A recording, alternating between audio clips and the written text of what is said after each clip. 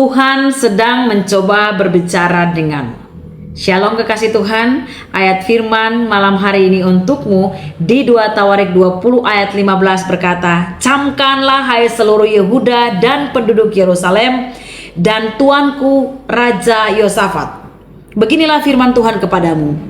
Janganlah kamu takut dan terkejut karena laskar yang besar ini, sebab bukan kamu yang akan berperang, melainkan Allah."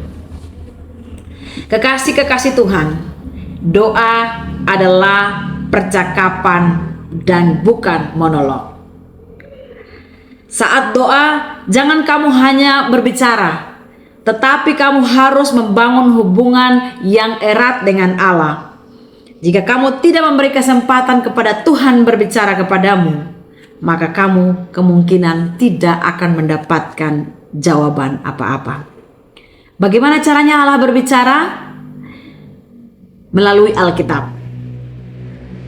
Banyak hal yang ingin Dia sampaikan itu sudah tertulis di dalam firman-Nya. Banyak orang selalu mencari tanda dengan berkata, seandainya Tuhan memberikan saya tanda-tanda khusus, seandainya Tuhan memberikan saya penglihatan, atau seandainya Tuhan dapat menuliskan tanda itu di langit supaya saya dapat membacanya. Kekasih Tuhan, Allah tidak akan menuliskan kehendaknya di langit, karena Dia sudah menuliskannya dalam sebuah kitab, yaitu di dalam Alkitab. Mari kita berhenti untuk mencari itu, mencari tanda-tanda itu, dan memulailah untuk membaca Alkitab. Mulailah membaca kitab suci yang ada di rumahmu. Berhentilah mencari penglihatan dan mari cari ayat-ayat firman. Cari kehendak Allah di dalam firman-Nya.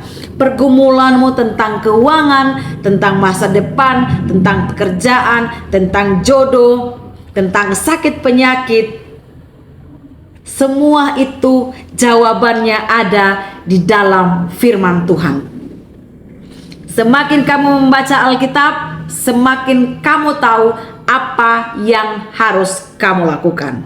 Kekasih-kekasih Kristus, Raja Yosafat ini pernah menghadapi 3 pasukan musuh yang bersatu untuk melawan dia dan bangsa Israel. Israel tahu mereka tidak punya kekuatan untuk melawan 3 pasukan itu dengan kekuatan mereka sendiri. Mereka pasti akan kalah.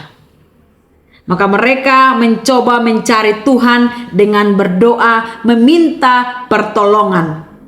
Dan inilah yang Allah katakan kepada mereka. Jangan takut dan jangan tawar hati karena pasukan besar ini. Sebab pertempuran ini bukanlah milikmu, melainkan milik Allah. Kamu bahkan tidak perlu bertempur. Ambillah posisi kalian, berdirilah teguh, dan lihatlah kemenangan dari Tuhan. Dia menyertai kamu, hai Yehuda dan Yerusalem. Janganlah takut dan jangan tawar hati. Majulah besok menghadapi mereka, sebab Tuhan beserta kamu. Kemudian Raja Yosafat sujud dengan wajah ke tanah. Semua orang Yehuda dan Yerusalem melakukan hal yang sama, menyembah Tuhan di dalam 2 Tawarik 20 ayat 15, 17 dan sampai 18 itu. Bayangkan suatu bangsa seluruhnya berlutut menyembah Allah hanya karena Allah berkata, "Aku akan mengurus semuanya." Karena Tuhan berjanji Dia akan mengurus semuanya, seluruh bangsa sujud menyembah Dia.